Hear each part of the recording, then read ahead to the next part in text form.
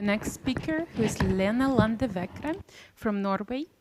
Lena is a senior consultant at TRS National Research Center for Rare Disorders, which is a part of Norwegian National Unit on Rare Disorders, situated at the Sunnaas Rehabilitation Hospital.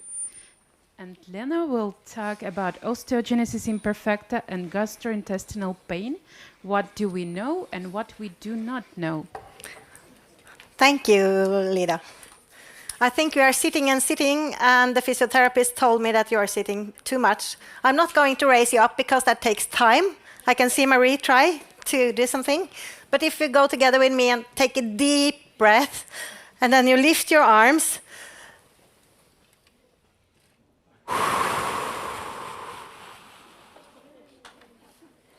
That's better than nothing.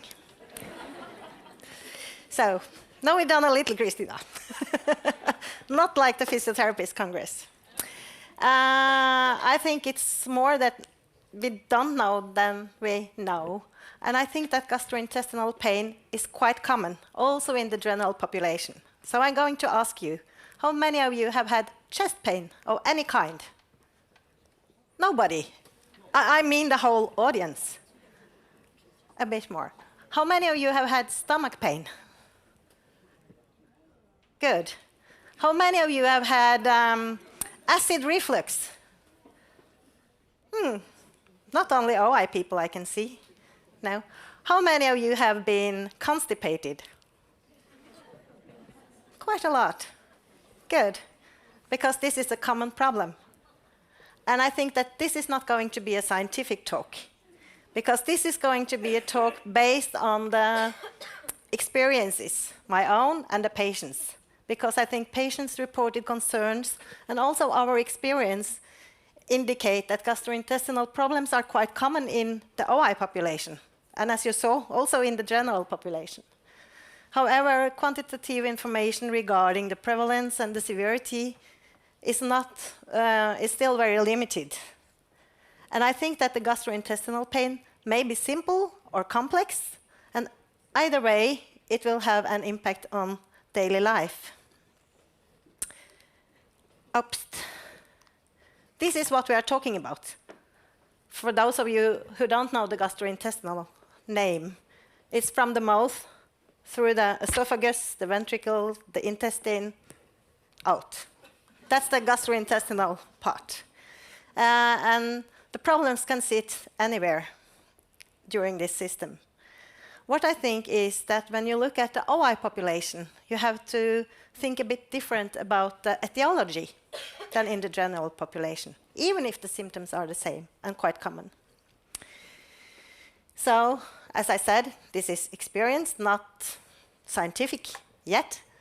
But mapping pain in the gastrointestinal tract in people with OI requires creativity. So why? I think several aspects have to be taken into consideration. We have to look at the body proportions, the connective tissue issues, the orthopedic issues, and probably also diet and activity, or inactivity, if you are sitting quite a lot. I'm not going to talk about referred pain from the lungs and heart, because that's something else. We keep on with the gastrointestinal part. So if we look at the body proportions, and you can see that people with OI type 1, 3, 4, they have a short upper body, a short torso. And many of them have a different shape of the chest. You also have the scoliosis, and then you have less room for the stomach and the intestines, because it's very short, and it takes place. So what are the consequences? I think some get chest pain because of the pressure.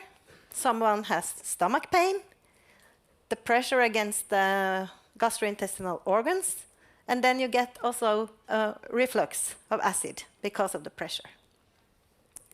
So that's could be some of the etiology.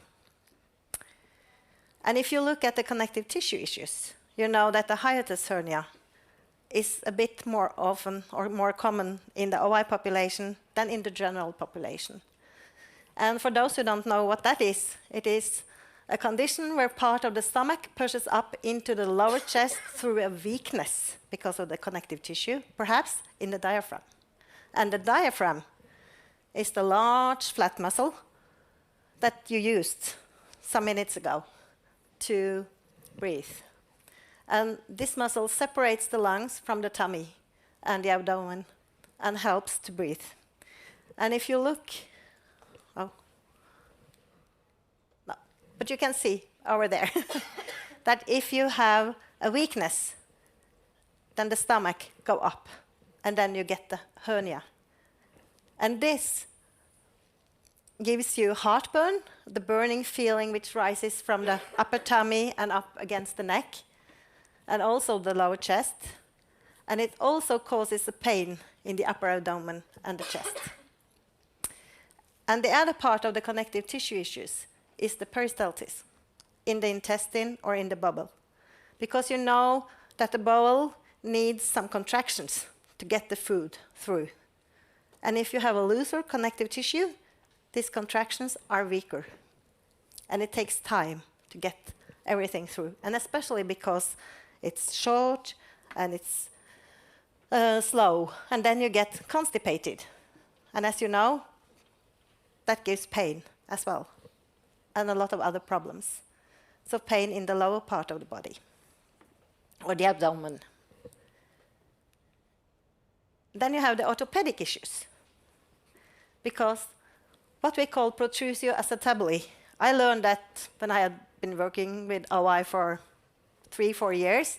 Then I went to Rome to an orthopedic meeting, and there they talked a lot about the protrusio.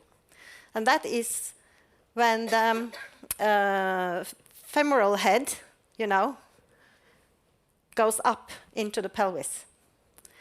And a lot of people with OI, especially more serious or severe OI, get protrusio. And this pushes also against the intestines. So then you get recurrent abdominal pain, and you also get chronic constipation. And it doesn't help to give laxantia if it is in the skeleton. Fractures in the spine, in the ribs, of course, that gives pain at the level of the entire gastrointestinal tract. So that's important as well. Diet and activity. If you have this bowl, and I think also the others, if you have a meal like that, the digestion is quite heavy. And if the peristalsis in the intestine is slow, then you use up to 72 hours to do the whole digestion. That could be a problem. And also if you are very lazy and don't use your upper body at all, maybe constipation and pain. So this is to be thought about. So easily, how to deal with gastrointestinal pain in OI? Again, holistic approach. And I think you have to think outside the box.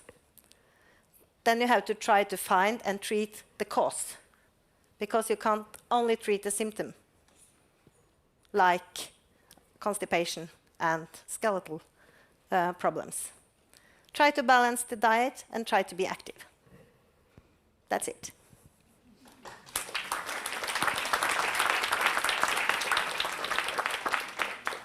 That was on time. Yes, we have time for only one quick question.